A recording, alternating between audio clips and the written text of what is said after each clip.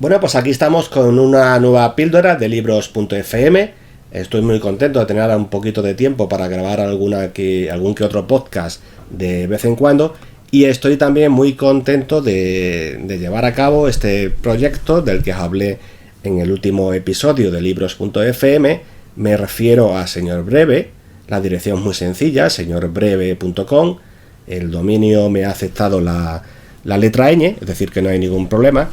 No obstante, si alguno de vosotros no tiene la letra ñ en el teclado, os dejaré una URL alternativa que también os conduce al mismo sitio, ¿no?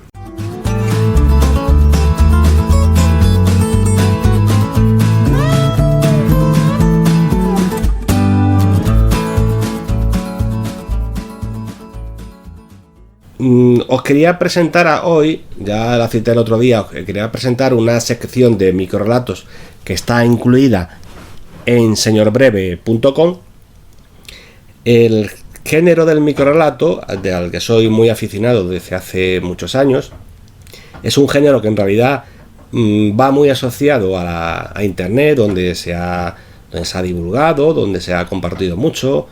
Internet ha sido incluso una plataforma para escribir los microrelatos. Pues ya digo que cuando yo empecé a leerlos e incluso a escribirlos, pues internet estaba en braga, ¿no? Ya hace bastantes años que los vengo leyendo, los vengo escribiendo y he trabajado con ellos en los talleres literarios. Es un género que a mí me gusta mucho, sin desde luego menospreciar otros géneros como la novela, el ensayo, el teatro, la poesía, pero yo creo que que el siglo XXI, digamos, y el microrelato hacen un buen matrimonio.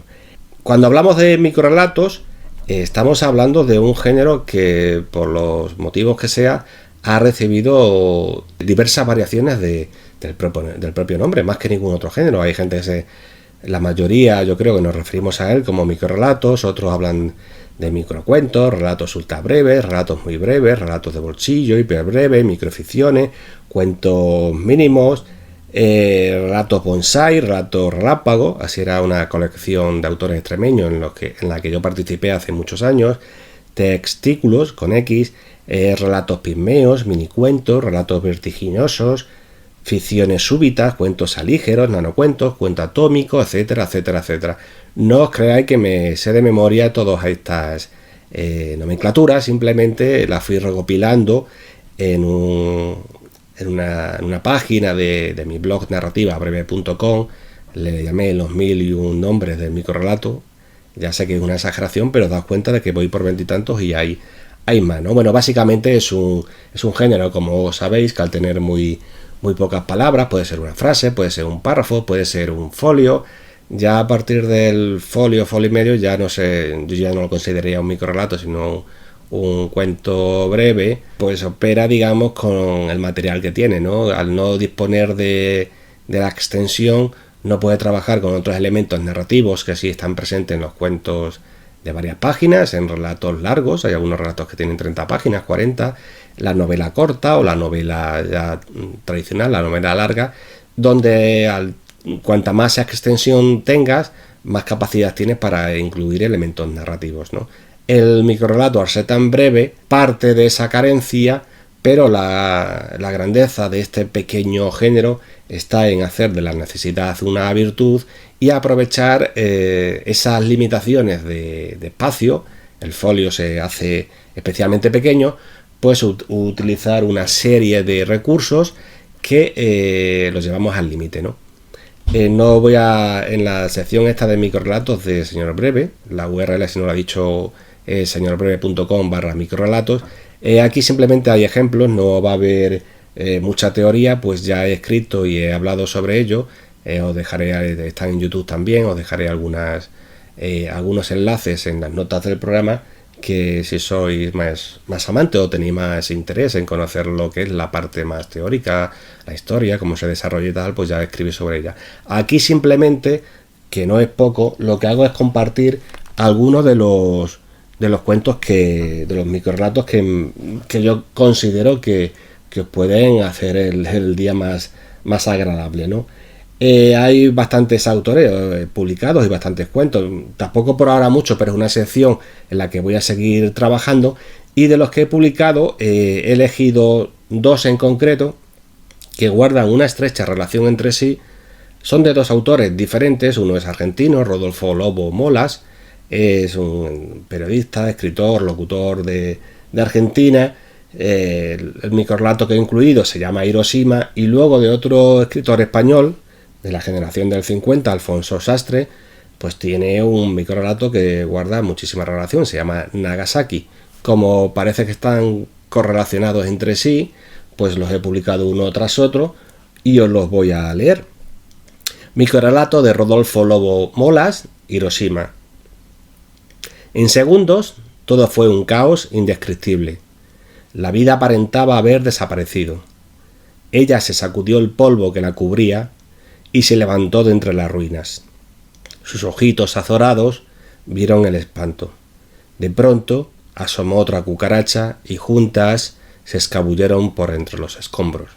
Bueno, pues si aquí os dais cuenta, la única alusión a Hiroshima está en el título, lo cual no es poco, pues nos va conduciendo hacia la bomba nuclear de Hiroshima, que la inmensa mayoría tenemos en la cabeza. Juega un poco con el lector, se supone que escribe el pronombre ella, y luego descubrimos que ella no es una niña, no es una persona indefensa y tal, sino que es una cucaracha, ¿no? Introduce ahí un elemento que está como fuera de lugar, pues cuando pensamos en la bomba nuclear de Hiroshima no viene a nuestra mente la existencia de dos cucarachas, sino el desastre humano que supuso. Una segunda lectura que podría hacerse, pero le falta un elemento contextual.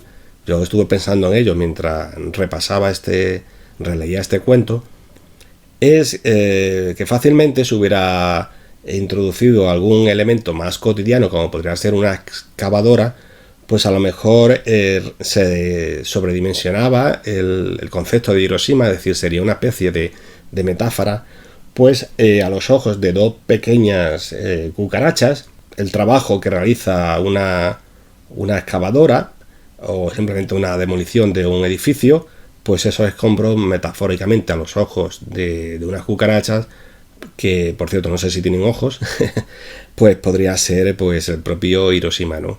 Esa sería una segunda lectura si hubiera introducido un elemento más de la vida cotidiana, como podría ser una excavadora o simplemente un arado, etcétera, ¿no? Ya os dais cuenta de que a veces las posibilidades de los textos literarios pues son tantas como le pueda otorgar el lector. El siguiente microrrelato de Alfonso Sastre, que tiene muchísima relación, también lleva un título de una sola palabra, también de una ciudad, también asociada a una gran catástrofe. Se llama Nagasaki. Me llamo Yanahido. Trabajo en Nagasaki y había venido a ver a mis padres en Hiroshima. Ahora ellos han muerto. Yo sufro mucho por esta pérdida y también por mis horribles quemaduras. Yo solo deseo volver a Nagasaki con mi mujer y mis hijos. Dada la confusión de estos momentos, no creo que pueda llegar a Nagasaki enseguida, como sería mi deseo. Pero sea como sea, yo camino hacia allá. No quisiera morir en el camino. Ojalá llegue a tiempo de abrazarlos. Bueno, pues este es un microrrelato de Alfonso Sastre. Dentro de la tragedia aporta su grano de ironía, pues el personaje de este cuento, Yanahido, que por cierto me parece el personaje más triste de la historia de la literatura, y fíjate que estamos hablando de un cuento cortísimo, pero el pobre hombre trabaja en Nagasaki y se ha desplazado a Hiroshima para ver a sus padres, y de regreso a la ciudad con la que vive con sus hijos no es otra que la de Nagasaki, ¿no? O sea, la tormenta perfecta. Daos cuenta de que aquí se necesita lo que se llama un lector colaborativo. No tiene que hacer excesivo trabajo, en este caso el lector colaborativo, más allá de conocer los dos desastres, los lanzamientos de las bombas nucleares ordenadas por el presidente de Estados Unidos, Harry S. Truman, que como casi todo el mundo sabéis, supusieron el fin de la Segunda Guerra Mundial, ¿no? No fue un fin justamente a continuación, pues de hecho los historiadores, unos sitúan el fin pues a los pocos días de la segunda bomba nuclear, la de Nagasaki. La de Hiroshima fue el 6 de agosto de 1945, la de Nagasaki el 9 de agosto del 45, pero bueno, oficialmente la rendición de Japón no fue hasta el 2 de septiembre del 45. Digo que no es necesario que uno sepa mucho de historia, simplemente está en el imaginario de cualquiera de nosotros en cuando nos dicen Hiroshima y Nagasaki, pues fue el lanzamiento de dos terribles bombas nucleares que se cobraron la vida de muchísimas personas, ¿no? Pero no funcionaría el microrrelato si alguna de estas personas despistadas, ya sabéis, cuando conocemos las preguntas de ciertos exámenes que se divulgan por la prensa, que son cosas súper sencillas, y luego hay muchísima gente que dice burradas, ¿no? Pero en este caso bastaría con que una persona supiera que Hiroshima y Nagasaki son dos ciudades tristemente bombardeadas, por decirlo de alguna manera, destruidas al final de la Segunda Guerra Mundial, para que todo el cuento cobre sentido. Daos cuenta de que Alfonso Sastre no introduce palabras fuertes, la carga dramática es sutil, gracias a que conocemos a ese contexto. Ni siquiera viene las palabras bombas nucleares, no habla de Japón, no habla de 1945, no cita al presidente Truman, pues al ser unos datos hartos conocidos por la mayoría, parece como que es innecesario. Esto es uno de los elementos, de uno de los recursos de los que yo hablaba antes, que es jugar con un contexto conocido para la mayoría, con lo cual puedes ahorrarte tener que incluir esos datos, pues ya todo el mundo los conoce. Sobre el relato este de Nagasaki, también me gusta el anterior que he leído, el de Rodolfo Lobo Molas, pero especialmente el de Nagasaki, cada vez que lo leo siempre siento cierto escozor por no haber tenido yo esa idea de conectar a un personaje que sale de una de las ciudades en las que ha estallado la bomba nuclear y mientras se dirige a la siguiente, ¿no? Ya no tanto el desarrollo de la historia, que cada cual le da su estilo y pone el poco mucho arte que tenga, pero sí la historia en sí me parece genial simplemente por eso, ¿no? Las dos primeras frases son muy buenas. Me llamo Yanagito, trabajo en Nagasaki y había venido a ver a mis padres en Hiroshima. Pues simplemente esa idea me parece genial y un poco me escuece no haberla tenido yo. Pues creo que además este tipo de microrelato, este en concreto, creo que es el típico texto breve, la típica ficción que se recuerda, ¿no? Otros microrelatos yo creo que, aunque sean muy buenos, pues a veces se nos olvidan, pero la imagen esa tan potente de un hombre que se mueve entre las dos ciudades más castigadas de todo el siglo, o sea, digamos que estaba el hombre en el sitio equivocado en el momento equivocado, ¿no? Pues es una imagen que yo creo que nos acompañará a todos los que nos gusta el género del microrelato. Se me ha calentado la boca, así que me voy a animar y os voy a leer otro cuento de un escritor chino, de Feng Menlong.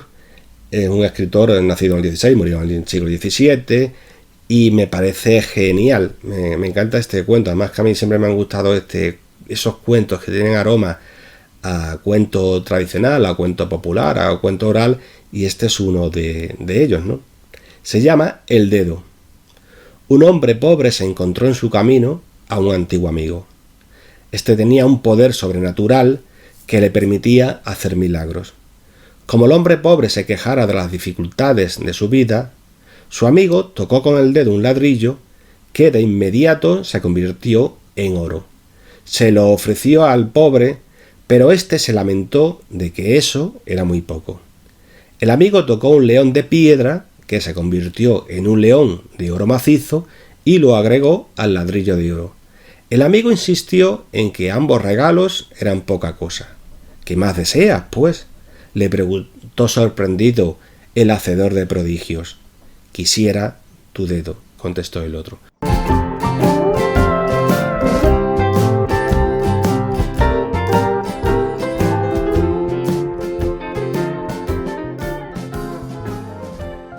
Es un cuento magnífico.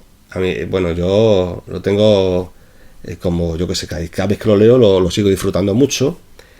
Que tiene ahí la última frase que funciona como una especie de final casi climático, porque en realidad yo creo que no nos esperábamos que le iba a pedir el dedo milagrero, ¿no? Me gusta mucho este cuento, yo lo pondría como ejemplo de desagradecimiento o simplemente de ese tipo de... para ilustrar a ese tipo de personas que nunca están satisfechas, a las que la ambición las corroe y siempre quieren más. Yo creo que ya está bien por hoy, que ya he compartido 3 cuentos, he presentado la sección de microrelatos de señorbreve.com. Os invito a que la sigáis leyendo porque seguiré trabajando en ella. Por favor, comentad si falta algún microrelato que añadiríais o incluso quitaríais alguno de los que yo he elegido. Seguimos también en YouTube, todas estas grabaciones que yo grabo directamente para libros.fm, luego las subo a iVoox y luego las subo a YouTube. Así que os ruego que nos sigáis o que me sigáis. Estaba empleando el plural majestático, al fin y al cabo yo me lo guiso, yo me lo como. Que lo sigáis y lo compartáis. En YouTube, la pequeña comunidad, ya estamos 700 y pico personas. Son poquitas, teniendo en cuenta que hay otras temáticas que concitan a un número mucho mayor de personas. Pero bueno, ahí vamos poco a poco y no me desanimo. Y si os queréis suscribir, pues yo estaré encantado. Así somos más las personas que podemos disfrutar de estos textos breves. En este caso me refería a señorbreve.com, pero también estoy trabajando en otras páginas desde hace muchos años. La más antigua es narrativabreve.com, en la que llevo trabajando, pues si no me equivoco, desde 2007 o desde 2008, que ya son años. Muchas gracias a todos por estar ahí y hasta otra. Venga, a pasarlo bien, gracias.